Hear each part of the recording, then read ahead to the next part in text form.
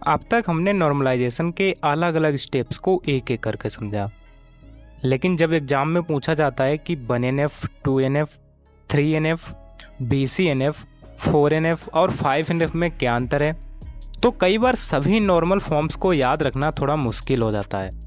इसलिए आज की इस वीडियो में हम नॉर्मलाइजेशन की सभी नॉर्मल फॉर्म्स को एक साथ और बहुत आसान भाषा में समझेंगे।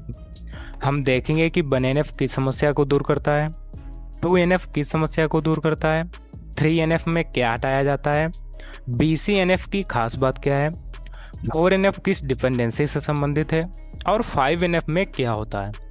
इसके साथ हम सभी नॉर्मल फॉर्म्स का एक आसान कंपैरिजन भी करेंगे। तो चलिए शुरू करते हैं।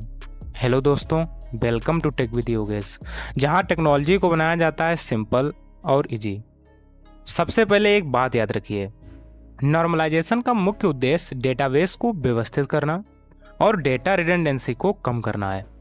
जब एक ही डेटा बार बार स्टोर होता है तो डेटाबेस में कई समस्याएं हो सकती हैं, जैसे डेटा रिडंडेंसी बढ़ना, डेटा इनकंसिस्टेंसी होना, अपडेट करने में समस्या आना और डेटाबेस को मेंटेन करना मुश्किल होना। इन समस्याओं को कम करने के लिए हम डेटाबेस पर अलग अलग नॉर्मल फॉर्म्स का लागू करते हैं। सबसे पहले आती है फर्स्ट नॉर्मल फॉर्म यानी 1NF। 1NF का मुख्य रूल बहुत आसान है। इसमें एक सेल में केवल एक ही वैल्यू होनी चाहिए। मान लीजिए किसी स्टूडेंट के फ़ोन नंबर वाले सेल में 2 नंबर लिखे हैं तो यह 1NF में नहीं है। इसे अलग अलग रोज में स्टोर किया जाएगा, बस इतना याद रखिए। इसके बाद आती है सेकेंड नॉर्मल फॉर्म यानी 2NF। 2NF में जाने के लिए टेबल का पहले 1NF में होना जरूरी है। 2NF का मुख्य उद्देश्य है पार्शियल डिपेंडेंसी को हटाना। यह समस्या मुख्य रूप से कंपोजिट प्राइमरी की वाली टेबल्स में दिखाई देती है। यदि कोई नॉन की एट्रीब्यूट पूरी कंपोजिट की पर डिपेंड ना करके केवल उसके एक हिस्से पर डिपेंड करता है तो उसे पार्शियल डिपेंडेंसी कहते हैं। इसके बाद आती है थर्ड नॉर्मल फॉर्म यानी 3NF। 3NF में जाने से पहले टेबल का 2NF में होना जरूरी है।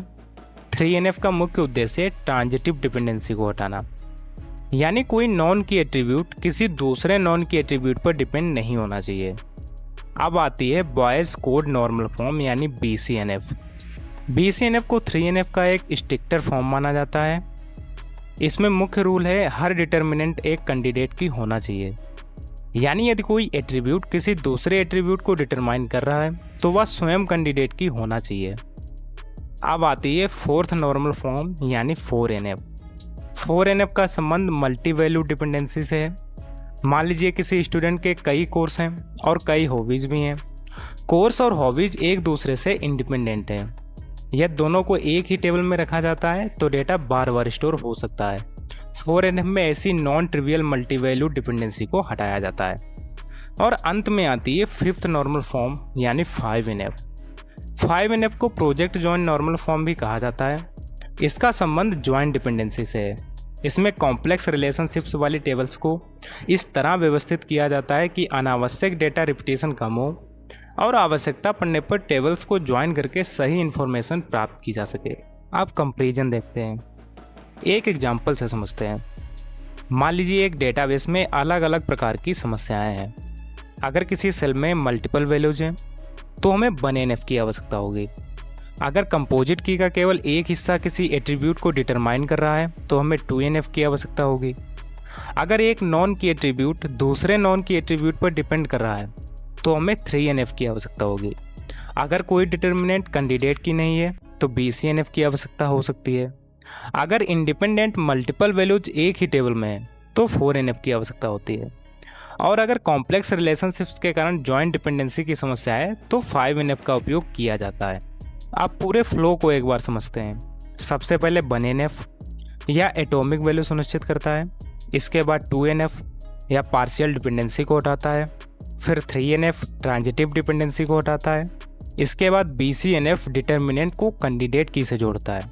फिर 4NF मल्टी वैल्यू डिपेंडेंसी की समस्या को दूर करता है और अंत में 5NF ज्वाइंट डिपेंडेंसी से संबंधित समस्याओं को हैंडल करता है। तो दोस्तों, आज हमने नॉर्मलाइजेशन की सभी इंपॉर्टेंट नॉर्मल फॉर्म्स को एक साथ समझा। अगर आप लोगों को इन्हें एक एक करके पूरा डिटेल में समझना है तो इन सभी की वीडियो हमारे चैनल पे है। तो आशा करता हूँ आप लोगों को आज का वीडियो पसंद आया होगा। अगर हमारा वीडियो पसंद आया है तो वीडियो को लाइक ज़रूर करें, शेयर करें और हमारे चैनल को सब्सक्राइब करें। मिलते हैं नेक्स्ट वीडियो में।